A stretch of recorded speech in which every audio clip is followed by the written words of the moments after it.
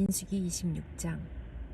끔찍한 병이 있은 후 여호와께서 모세와 제사장 아론의 아들 엘르아살에게 말씀하셨습니다. 이스라엘 모든 백성을 집안별로 세어라. 20살 이상 된 남자로서 군대에서 일할 사람의 수를 다 세어라. 이스라엘 백성은 요단강에서 가까운 모압 평야 곧 여리고 건너편에 있었습니다. 모세와 엘르아살이 백성에게 말했습니다. 여호와께서 모세에게 명령하신 대로 20살 이상 된 남자의 수를 세시오. 이집트에서 나온 이스라엘 백성은 이러합니다. 이스라엘의 맏아들은 르우벤입니다. 하녹에게서 난 하녹 집안, 발루에게서 난 발루 집안, 헤스론에게서 난 헤스론 집안, 갈미에게서 난 갈미 집안. 이들이 르우벤의 집안입니다. 그 수는 모두 43,730명입니다. 발루의 아들은 엘리압입니다. 엘리압의 아들은 느무엘과 다단과 아비람입니다. 다단과 아비람은 모세와 아론에게 반역했던 지도자들입니다. 그들은 고라와 함께 여호와께 반역한 사람들입니다. 땅이 입을 벌려 그들과 고라를 삼켜버렸습니다. 그들은 불이 250명을 태웠을 때 죽었습니다. 그것은 경고였습니다. 그러나 고라의 자손은 죽지 않았습니다. 시므온의 자손은 집안별로 이러합니다.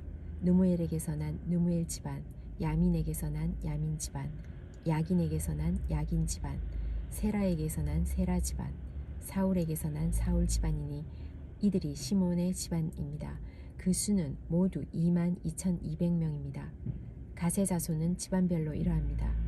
스본에게서 난 스본 집안, 학기에게서 난 학기 집안, 순이에게서 난 순이 집안, 오스니에게서 난 오스니 집안, 에리에게서 난 에리 집안, 야롯에게서 난 야롯 집안, 아롯에게서 난 아롯 집안, 아렐리에게서 난 아렐리 집안이니 이들이 가세 집안입니다.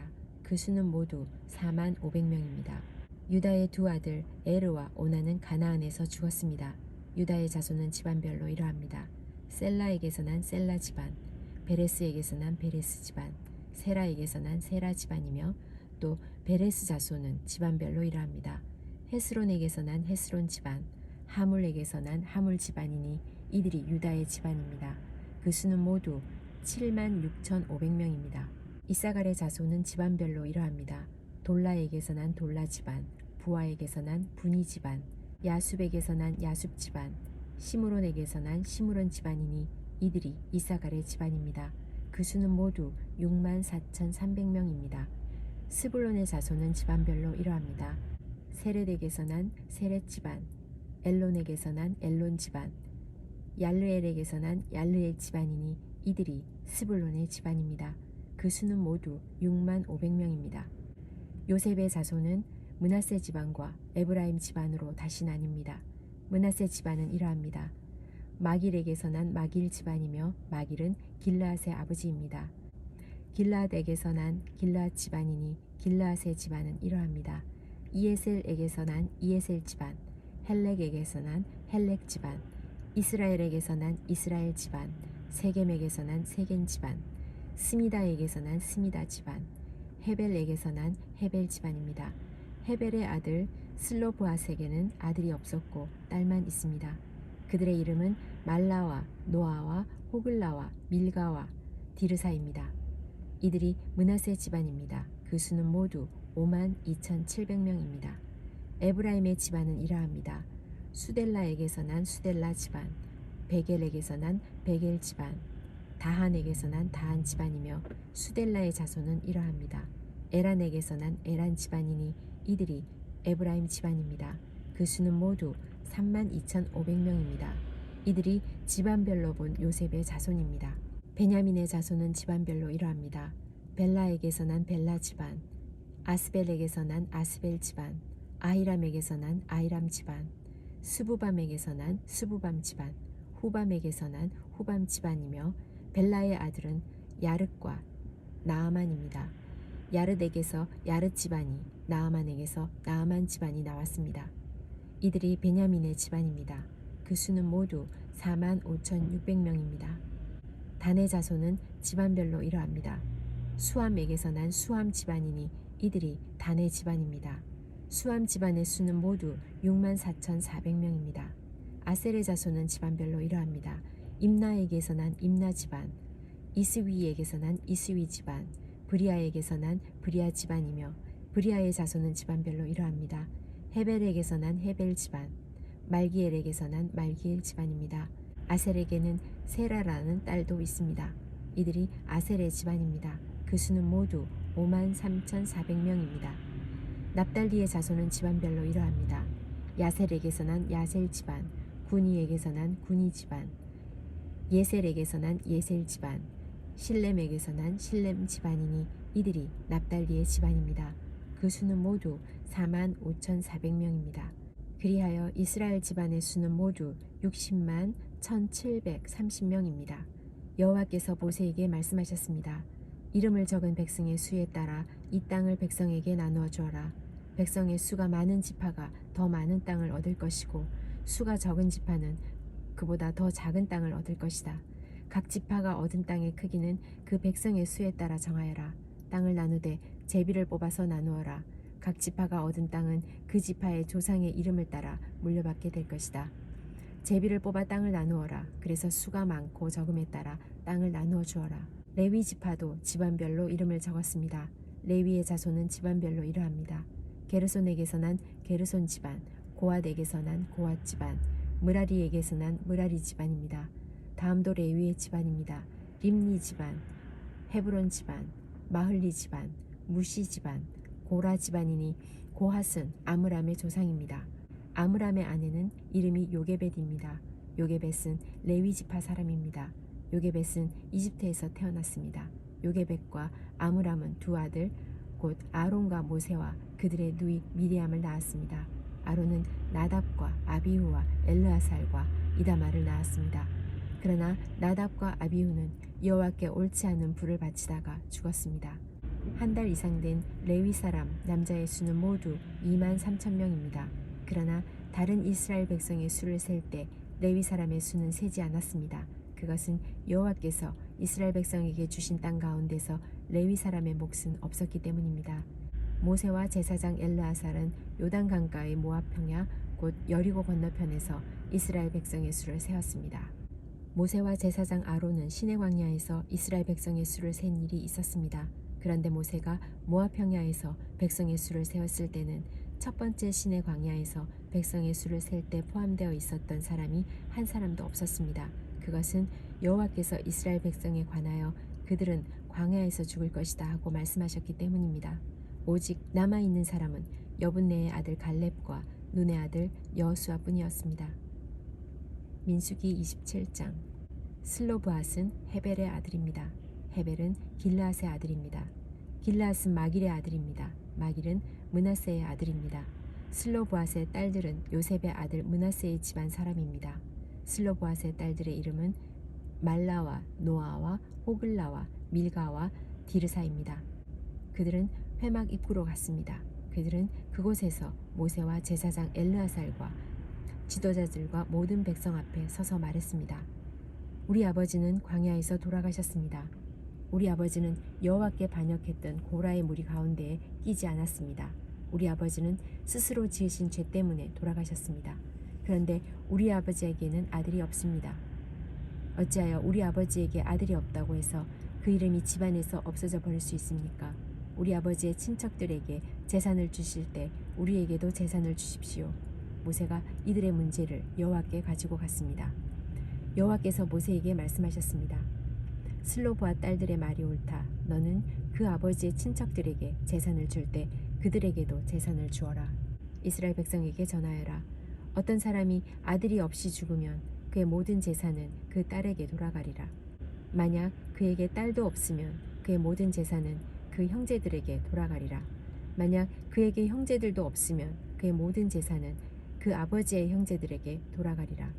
만약 아버지의 형제들도 없으면 그의 모든 재산은 그의 집안 가운데서 가장 가까운 친척에게 돌아가리라. 여호와께서 모세에게 명령하셨으므로 이것은 이스라엘 백성에게 규례와 율법이 될 것이다. 여호와께서 모세에게 말씀하셨습니다. 이 아비림 산맥의 산에 올라가서 내가 이스라엘 백성에게 주는 땅을 보아라. 그 땅을 본 다음에 너는 너의 형 아론과 마찬가지로 죽게 될 것이다.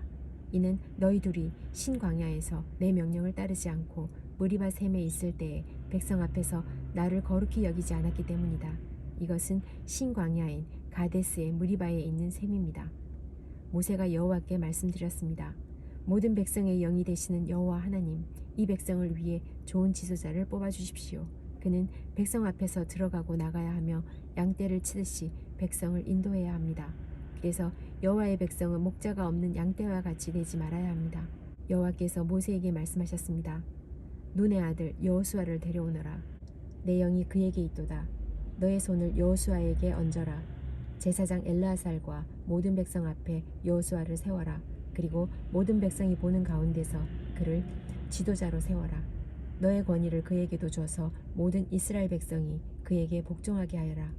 그를 제사장 엘르아살 앞에도 세워라. 그러면 엘르아살이 우림을 써서 여호와의 뜻을 여쭈어 볼 것이다. 그의 명령에 따라 이스라엘 백성은 들어가기도 하고 나가기도 할 것이다. 모세는 여호와께서 말씀하신 대로 했습니다. 모세는 여호수아를 제사장 엘르아살과 모든 백성 앞에 세웠습니다. 그런 다음에 모세는 여호수아에게 손을 얹고 그를 지도자로 세웠습니다. 모든 일이 여호와께서 모세에게 말씀하신 대로 이루어졌습니다. 민수기 28장. 여호와께서 모세에게 말씀하셨습니다. 이스라엘 백성에게 명령하되 이렇게 말하여라. 불에 태워 바치는 제사인 화제 곧 내가 기뻐하는 향기를 정해진 때에 드리도록 하여라. 너는 또 이렇게 말하여라. 너희가 나 여호와께 바칠 화제는 이러하다. 1년 된 흠없는 순양 2마리를 날마다 바쳐라. 한 마리는 아침에 바치고 한 마리는 저녁에 바쳐라. 그리고 곡식 제사로는 고운 가루 10분의 1 에바를 바치되 찌어서 짠 기름 4분의 1 흰을 섞어서 바쳐라. 이것은 시내 산에서 시작되어 날마다 바치는 화제이니 그 냄새가 나 여호와를 기쁘게 한다. 양을 바칠 때마다 독한 술 4분의 1 흰을 부어드리는 제사인 전제로 함께 바쳐라. 그것을 성소에서 나 여호와에게 바쳐라. 두 번째 양은 저녁에 바쳐라. 아침에 바친 것처럼 저녁에도 곡식 제사와 부어드리는 제사인 전제를 함께 바쳐라. 이것도 화제이며 그 냄새가 나 여호와를 기쁘게 한다. 안식일에는 1년 된 흠없는 순양 2마리를 바쳐라. 그리고 전제와 곡식 제사도 함께 바쳐라. 곡식 제사로는 기름을 섞은 고운 가루 10분의 2 에바를 바쳐라. 이것이 안식일에 바칠 태워드리는 제사인 번제이다. 날마다 바치는 번제와 전제 말고도 안식일 제물을 따로 바쳐라. 달마다 첫째 날에는 여호와께 번제를 바쳐라. 그때에 바칠 제물은 수송아지 2마리와 순양 1마리와 1년 된 흠없는 순양 7마리이다. 수소를 드릴 때는 곡식 제사도 함께 바쳐라. 곡식 제사로는 수소 1마리마다 기름을 섞은 고운 가루 10분의 3 에바를 바쳐라. 순양을 드릴 때도 곡식 제사를 함께 바쳐라. 그때는 기름을 섞은 고운 가루 10분의 2 에바를 바쳐라. 어린 순양을 드릴 때도 곡식 제사를 바쳐라. 그때는 기름을 섞은 고운 가루 10분의 1 에바를 바쳐라. 이것은 화제이며 그 냄새가 나 여호와를 기쁘게 하니라. 그리고 전제로 포도주를 바쳐라. 수송아지 1마리와 함께 바칠 포도주는 2분의 1 흰이고 순양 1마리와 함께 바칠 포도주는 3분의 1 흰이며 어린 순양 1마리와 함께 바칠 포도주는 4분의 1 흰이라. 이것이 달마다 초하루에 바쳐야 할 번제니라. 날마다 바치는 번제와 전제 말고도 속죄제를 여호와께 바쳐라. 속죄제로는 순염소 1마리를 바쳐라. 여호와의 유월절은 첫째 달 14일이다. 무교절은 그 달 보름에 시작된다. 무교절은 7일 동안 이어질 것이다. 너희는 누룩을 넣지 않은 빵인 무교병을 먹어라. 절기의 첫째 날에는 성회로 모여라. 그날에는 일을 하지 마라. 너희는 화제로 번제를 나 여호와에게 드려라. 수송아지 2마리와 순양 1마리와 1년 된 순양 7마리를 드려라. 모두 흠 없는 것으로 드려라. 그리고 수소를 드릴 때마다 곡식 제사도 함께 드려라. 그때는 소 1마리마다 기름을 섞은 고운 가루 10분의 3 에바를 드려라.